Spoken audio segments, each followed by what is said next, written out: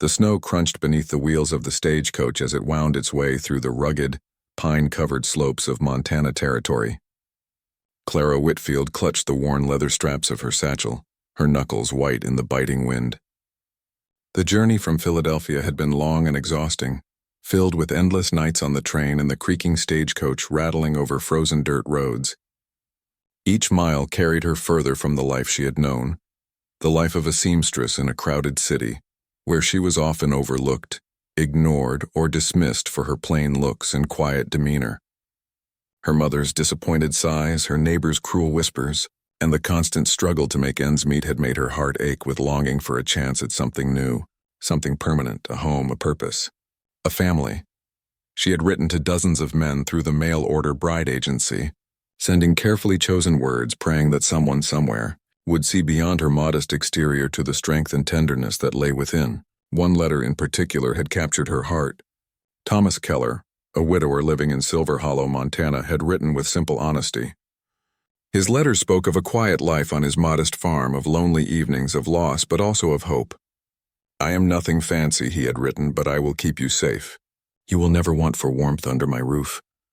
Clara had felt a flutter of excitement every time she read his letters, imagining a life with a man who seemed to understand her better than anyone had before. The stagecoach finally creaked to a halt outside the small town of Silver Hollow, a scattering of wooden cabins nestled against the mountains like birds hiding from the wind. Smoke curled lazily from the chimneys of the rough-hewn homes, and the air smelled of pine, wood smoke, and the faint tang of livestock. The driver, a weathered man with a face tanned by sun and wind, jumped down and helped Clara from the carriage. "End of the line, miss," he said, tipping his hat. Clara's heart raced as she scanned the small crowd of townsfolk. She expected a strong, kind face to appear, a man with honest eyes, perhaps calloused hands, a gentle smile. But no one stepped forward. The whispers of the people around her prickled her ears, and she felt the sudden chill of isolation. "Excuse me?" she called to an older woman selling bread near the roadside. "Do you know where I can find Thomas Keller?" The woman's eyes widened, her hands freezing mid-motion as she clutched a loaf of bread. Her lips moved, but no sound came out. Finally, she leaned closer, lowering her voice. "You'd best leave, girl. Keller." "He's dead." Clara's stomach knotted. "Dead? How?" "Found in his field." "Frozen," the woman replied. Her eyes darted nervously toward the mountains. "And you? You don't want to stay here." "Not with him in the hills." Clara's mind reeled. Her journey, her hope, her future. It all seemed to shatter in a single breath. Her imagined life as Thomas Keller's wife vanished.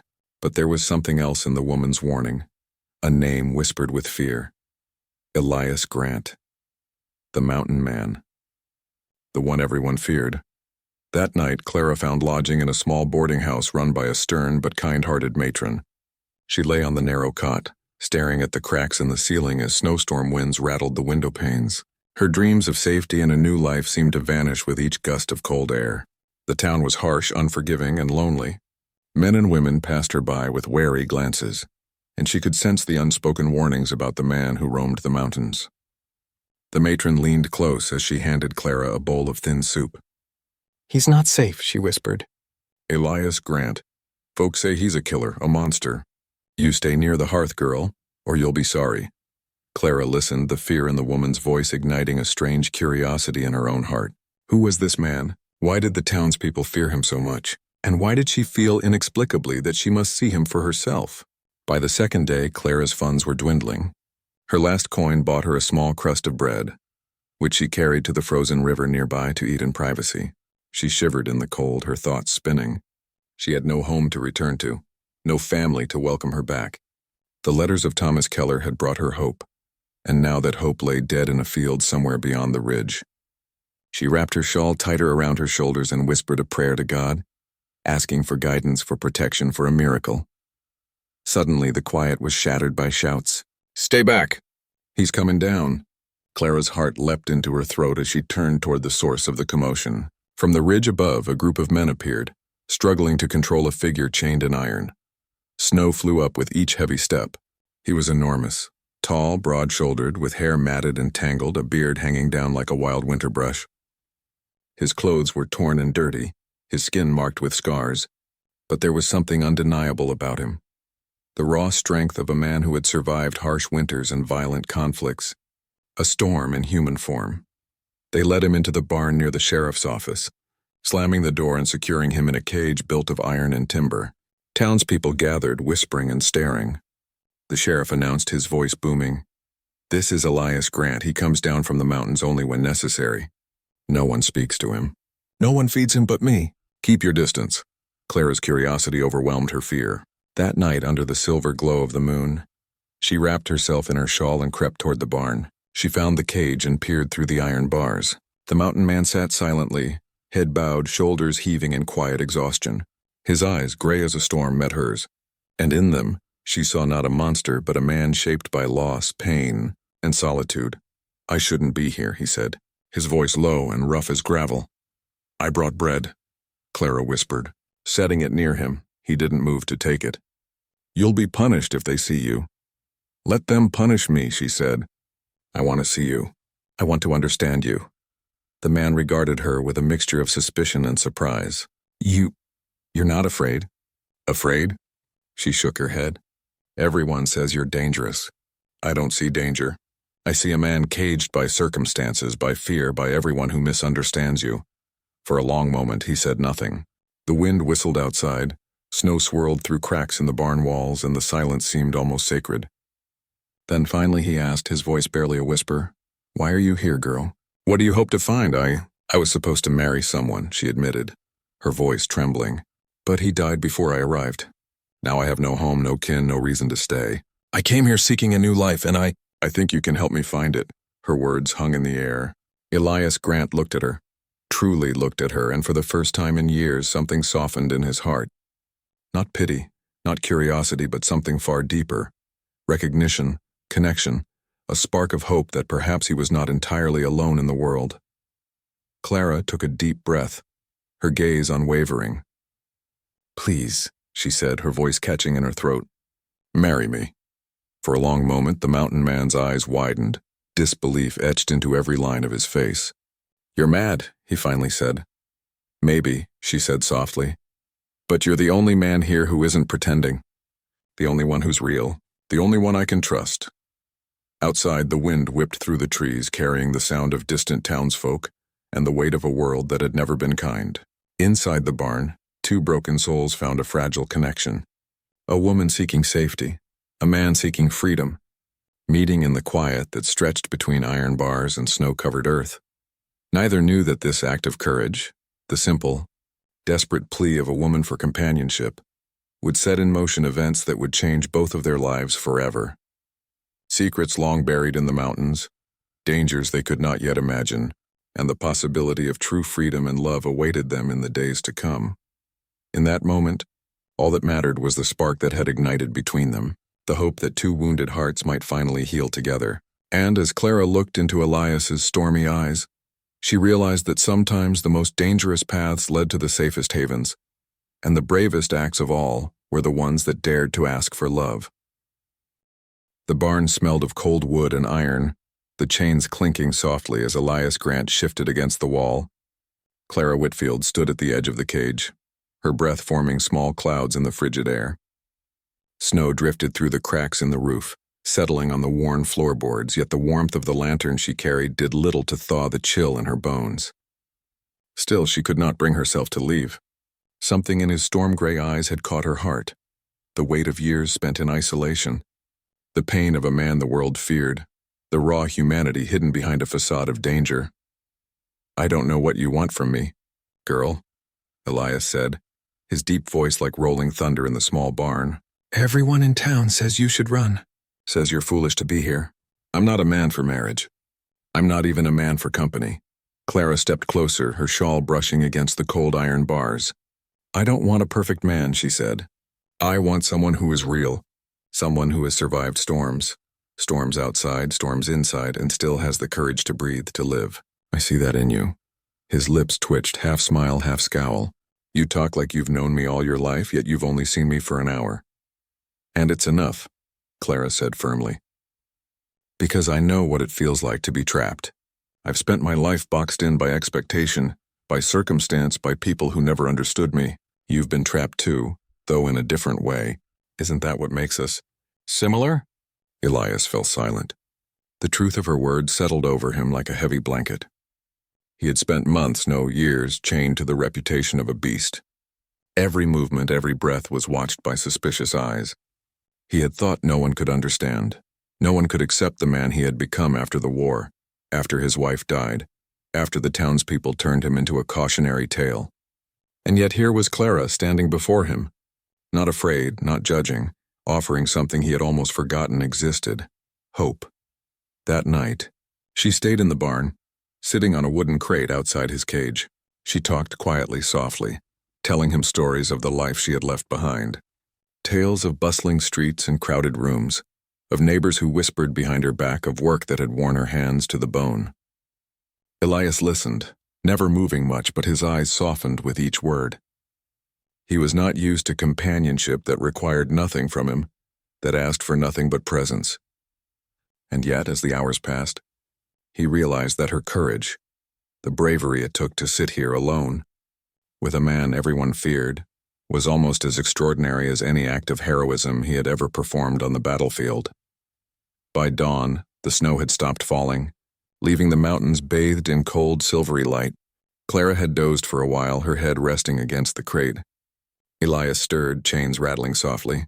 For the first time he reached through the bars, his massive hand hovering over hers, not touching, only hovering.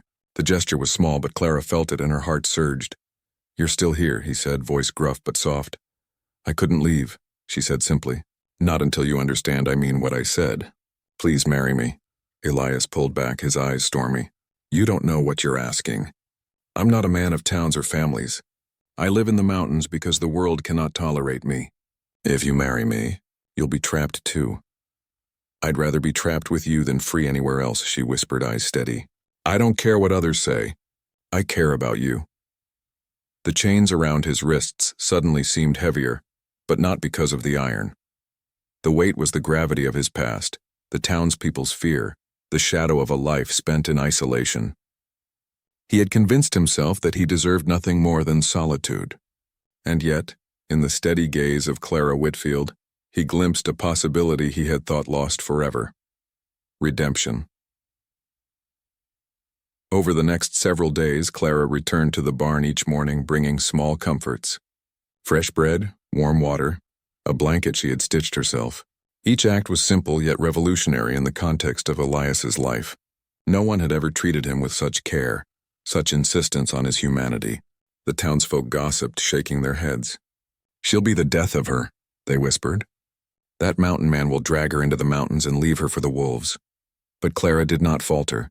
She was determined, not by foolish bravery, but by a profound belief in the man she saw beyond the chains.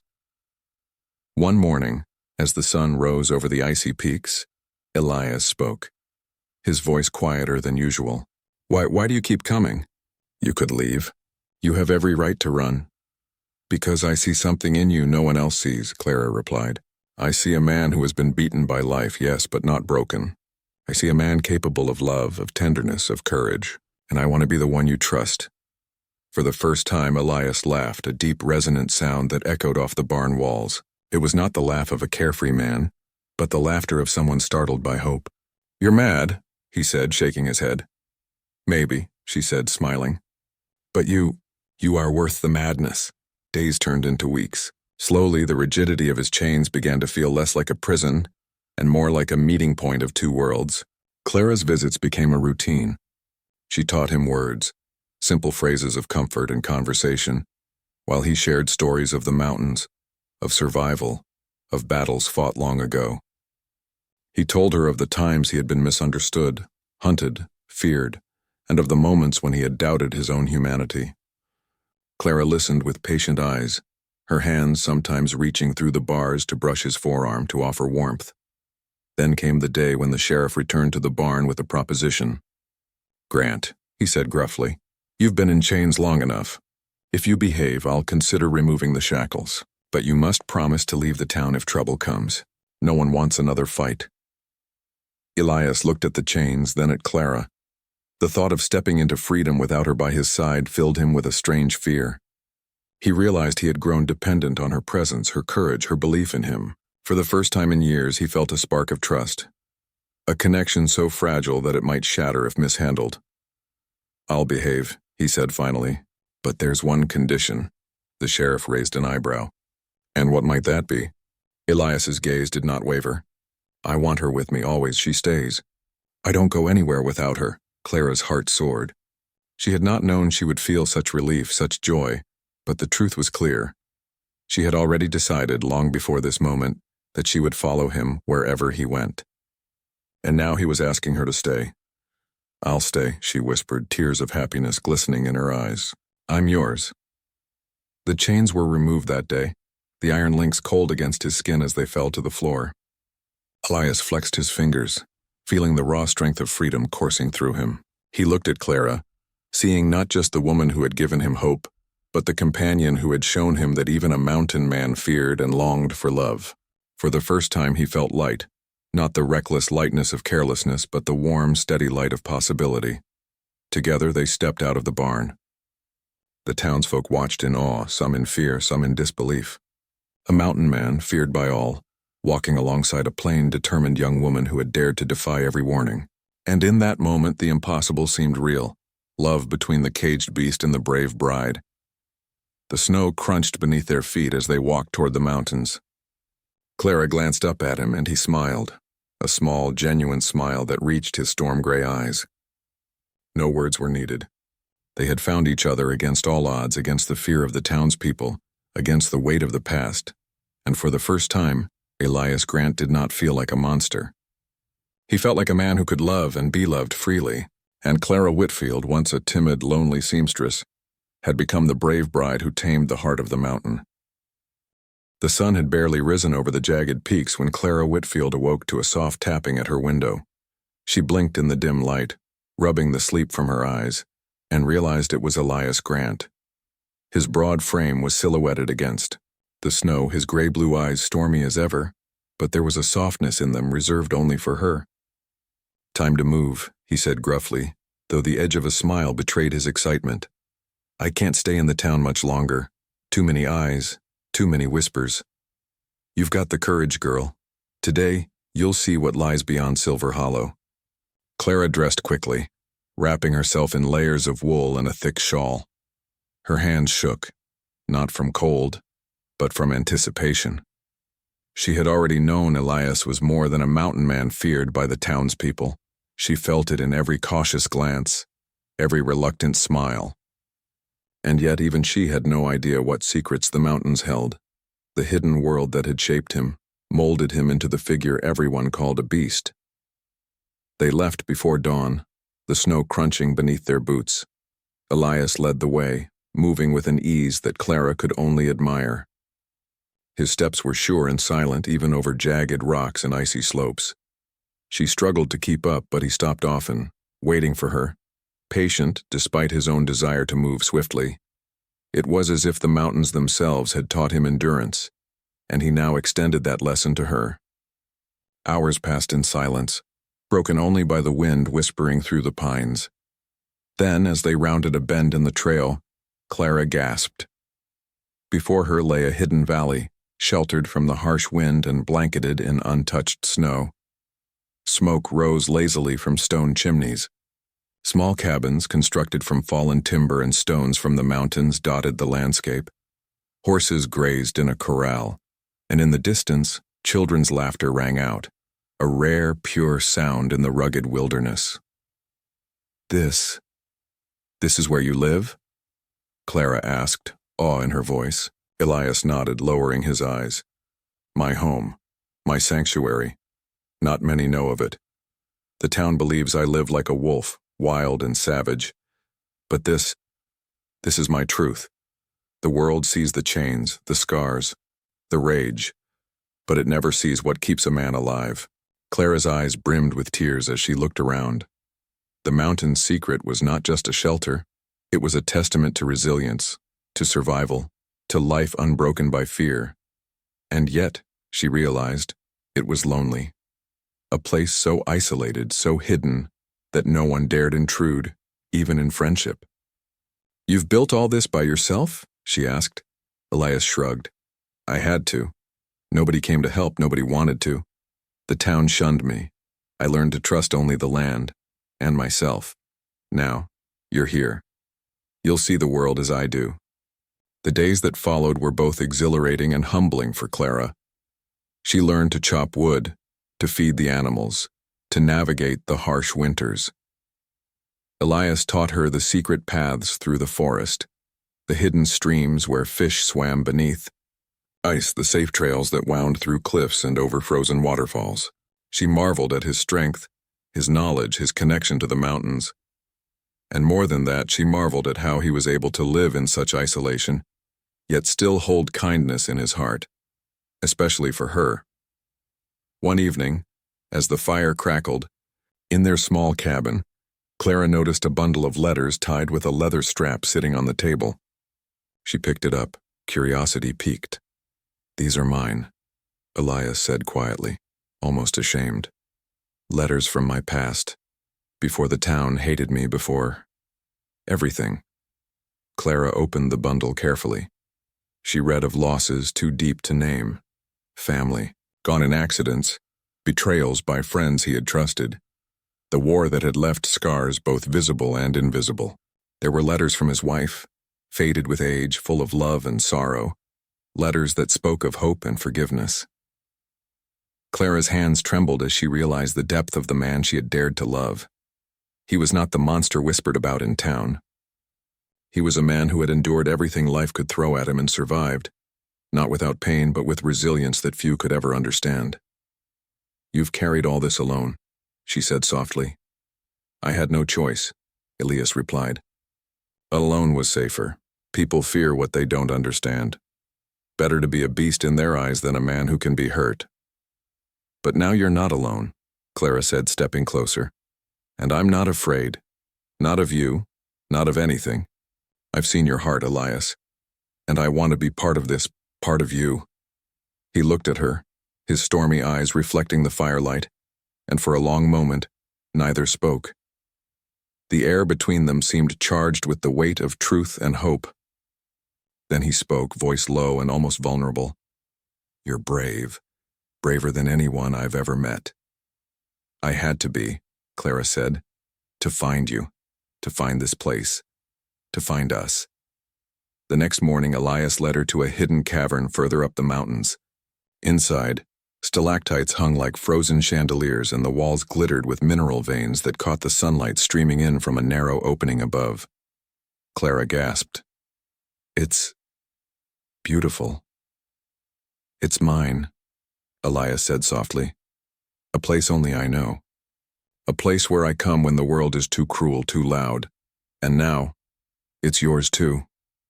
As they explored, he revealed more secrets, hidden storage of supplies, a cache of books he had rescued from abandoned towns, tools and relics of a life rebuilt from nothing. Clara realized how much effort, how much care had gone into creating this sanctuary. Every corner spoke of survival, ingenuity, and a relentless will to live despite isolation. And then Elias stopped, turning to her. "There's one more thing you should know," he said. "A truth I've never shared with anyone, not even the town. My family, they weren't simple farmers. They were guardians of these mountains, protectors of the land. That's why I know every path, every hidden spring, every way to survive. I inherited more than skill, I inherited responsibility. And now with you, I can teach someone to carry it forward." Clara's heart swelled. She felt honored, humbled, and terrified all at once. She had thought she came to the mountains seeking safety. She had thought she came to a caged mountain man, but now she realized she had found a legacy, a secret world, a life far richer and more demanding than she could have imagined. "I'll learn," she said, voice steady despite the fear in her chest. "I'll help you protect this place. I'll help you carry it forward. I'm yours, Elias. Not just because I love you, but because I believe in you." For the first time in years, Elias smiled openly. Then maybe it's not just me anymore. Maybe it's us. Days turned into weeks and Clara began to feel at home in the mountains.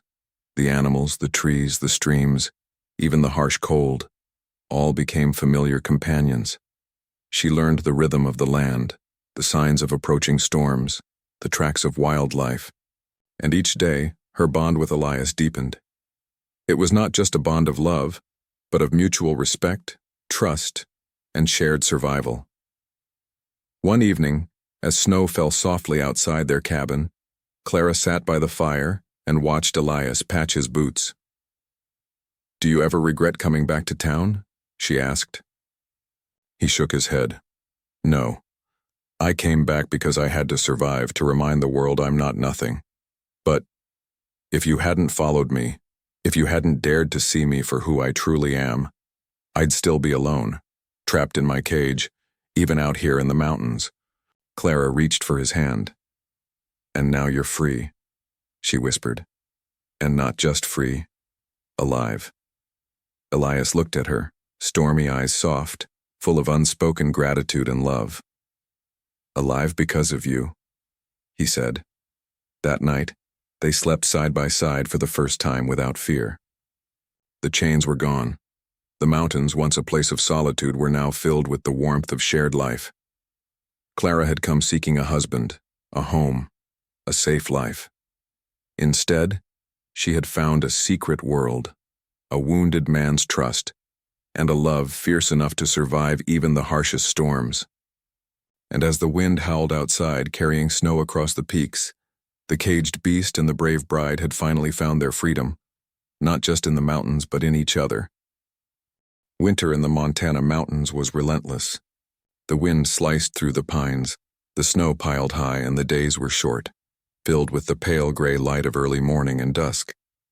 Clara Whitfield had grown accustomed to the rhythms of the wilderness, chopping wood, feeding the animals, tending the fire, but even she could feel the tension in the air as the world beyond the mountains encroached. The peace she had found with Elias Grant, the mountain man once feared and misunderstood, was fragile. It began with whispers carried by traders who occasionally passed through the hidden valley. "They say he's a killer," one trader muttered, handing Elias supplies. "People in Silver Hollow still fear him.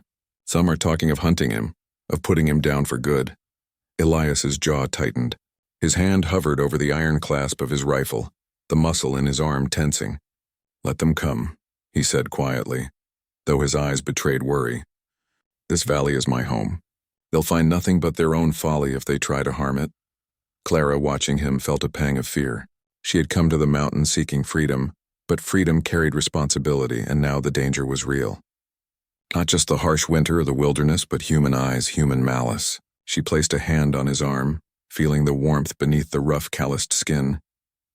"Elias," she said softly, "we can face them together. You don't have to be alone."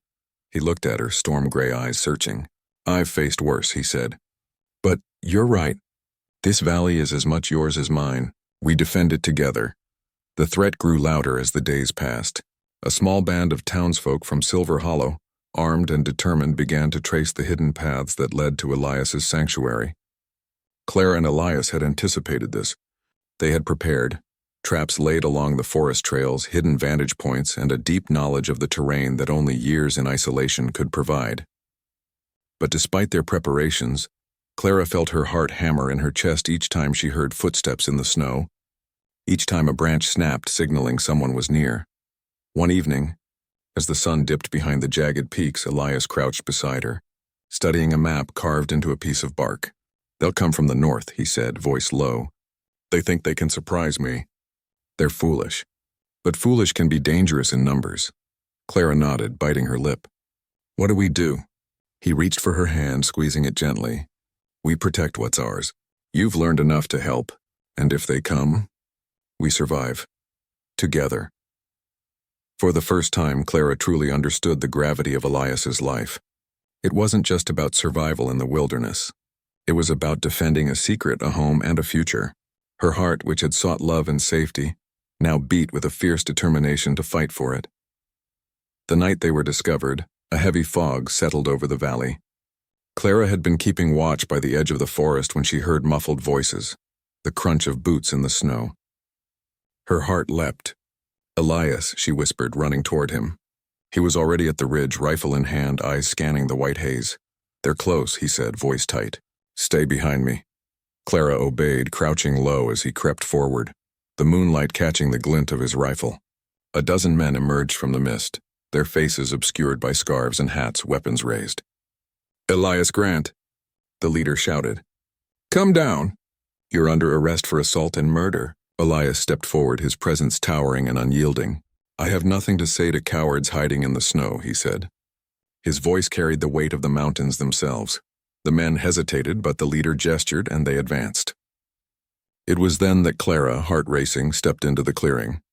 "Stop!" she shouted, her voice cutting through the cold night. "You do not understand him. You fear what you do not know. He has done nothing but protect his home, and he has saved lives." The leader's eyes narrowed. "And who are you to speak for him?" "I am his wife," Clara said boldly, feeling the power of her words. "I chose him. I stand with him.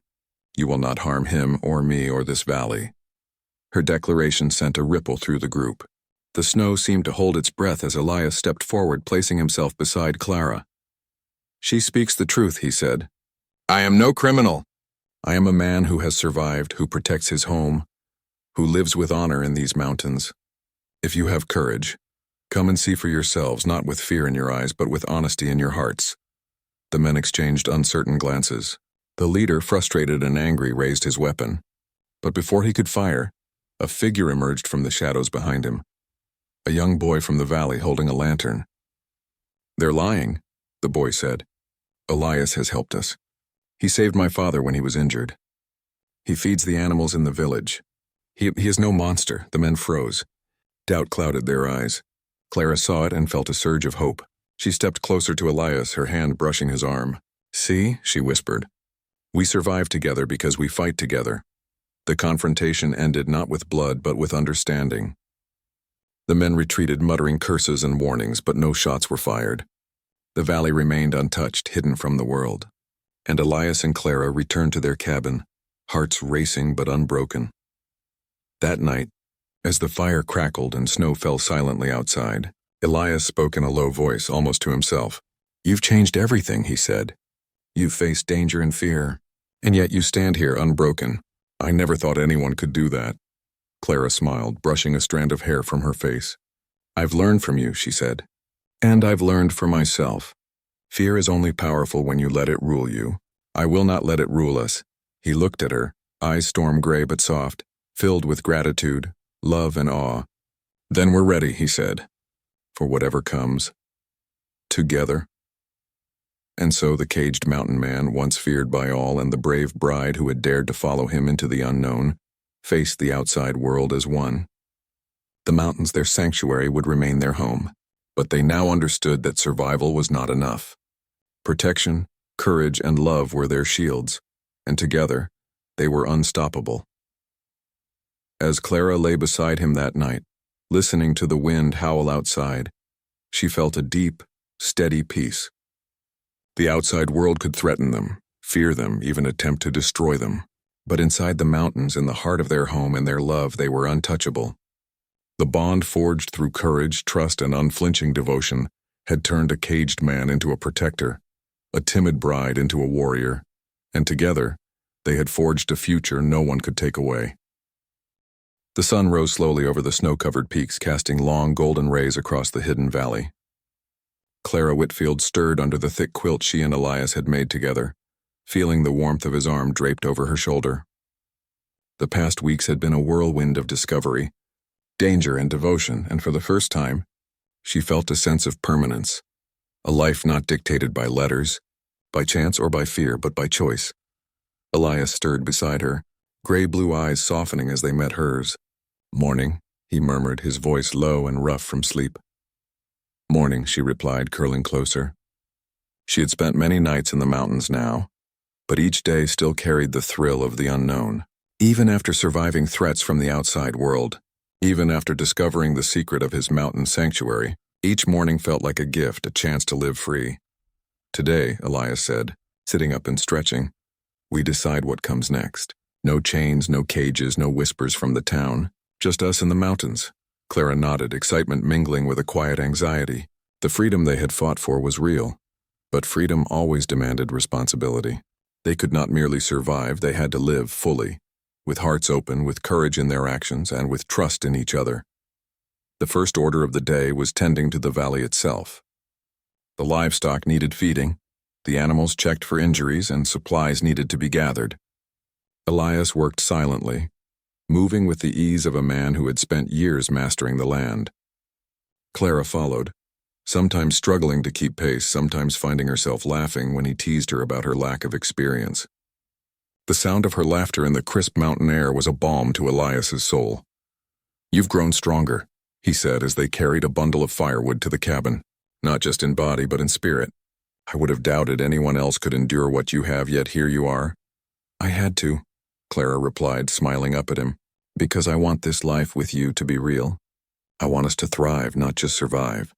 Elias's jaw softened, the storm in his eyes giving way to something warmer. He had spent so long believing that solitude was safety, that distance was protection, that fear kept him alive. And now, standing beside Clara, he realized that courage, the bravery to trust, to love, and to fight together, was what truly made a life worth living. Days passed, and the valley began to feel like more than a hiding place. It became a home. Clara discovered hidden trails, secret clearings where wild berries grew, and sheltered nooks for meditation and reflection. She learned to track animals, to read the subtle signs of approaching storms, to understand the rhythms of the mountains. Each skill she acquired deepened her bond with Elias, as well as with the land itself. One afternoon, as the sun dipped low behind the peaks, casting long shadows across the snow, Elias led her to a secluded grove where a small spring bubbled up from the rocks. "This is my favorite place," he said softly. "I come here when I need clarity, when I need peace, and now, I want you to share it with me." Clara knelt by the water, letting her fingers trail in the icy stream. The reflection of the mountains, of Elias, and of herself stared back. In that moment she realized how far they had come. The woman who had arrived in Silver Hollow seeking a mail-order husband had transformed into a partner, a companion and a co-guardian of a secret world few could imagine. "Elias," she whispered, "we've fought for this. We've risked everything, and now we can truly be free." He stepped beside her, his large hand enveloping hers. "Freedom," he said, "isn't just the absence of chains. It's the presence of trust, courage, and love. And we have all three." Yet freedom, as they both knew, was never guaranteed. The outside world still loomed, with townsfolk who whispered, who feared, and who might one day return with malice. But Clara had learned from Elias that courage could shape reality, that preparation and strategy could turn threat into challenge. They fortified the valley's hidden paths, reinforced their cabins, and created signals for early warning.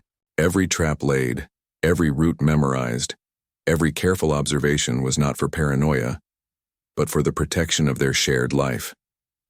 And then came the day when the valley was truly tested. A snowstorm, fierce and unrelenting, descended from the peaks, covering trails, toppling branches, and freezing the streams. Clara and Elias huddled in the cabin, listening to the wind battering the walls. For hours, the world outside disappeared, leaving only the warmth of the fire, the steady beat of each other's hearts, and the realization that their lives, isolated, secret and together, depended not on luck, but on partnership. "We can survive anything," Clara said, resting her head on his chest. "Yes," Elias murmured, stroking her hair. "Anything, as long as we're together." As the storm passed, the sun broke through the clouds, scattering diamonds across the snow. The mountains seemed to shine with renewed beauty, as if acknowledging the resilience of the couple who now called it home. Clara and Elias stepped outside, breathing in the crisp, clean air, feeling the freedom that had been so hard won. Elias took Clara's hands in his, looking deeply into her eyes. "We've faced fear, danger, and isolation," he said. "We've discovered secrets, survived threats, and endured storms. And through it all, we have each other. There is no greater freedom than this." Clara smiled, tears of joy streaming down her cheeks. "Then let us promise," she said, "to protect this freedom, to honor it, and to build our life together, no matter what comes, no matter what the world says." Elias nodded solemnly, then pulled her close. "Forever," he said. The months that followed were filled with growth, love, and shared purpose. They cultivated small gardens, tended to the livestock, and explored hidden reaches of the mountains. Clara's skills grew alongside her confidence. She became not just a bride, but a partner, equal in strength, courage, and wisdom. Elias, in turn, softened without losing his power. The man once feared as a monster became a protector, a teacher, and a devoted husband. Occasionally, travelers stumbled upon the valley, their eyes wide with awe and disbelief. But Clara and Elias greeted each with measured hospitality, never revealing the full extent of the sanctuary. They had learned that the world beyond the peaks could never fully understand them, and that was all right. Their life was theirs alone, guarded not by chains but by love, courage, and unbreakable trust. One evening, as the sun set in flames behind the mountains, Clara and Elias stood on a ridge, holding hands, watching the valley below. The wind ruffled their hair, the snow sparkled in the fading light, and the mountains, eternal and silent, seemed to bless their union. "I never imagined it could be like this," Clara said softly. Elias smiled, storm-gray eyes soft and full of peace. "Neither did I," he replied. "I thought freedom was running from fear. I thought love was impossible. But with you, I've found both, and now we have forever." Clara rested her head against his chest. "Forever," she echoed. And in that moment, surrounded by the mountains, the valley, and the life they had built together, freedom was complete. It was no longer a concept, a dream, or a hope. It was real. It was theirs. And nothing, neither storm nor human fear, nor the past, could ever take it away. The caged mountain man and the brave mail-order bride had not only survived, they had thrived, discovering that the truest freedom came not from isolation, but from connection, courage, and the daring to trust in one another. And as the stars began to pierce the evening sky, their hearts beat in unison, strong, fearless, and unbreakable.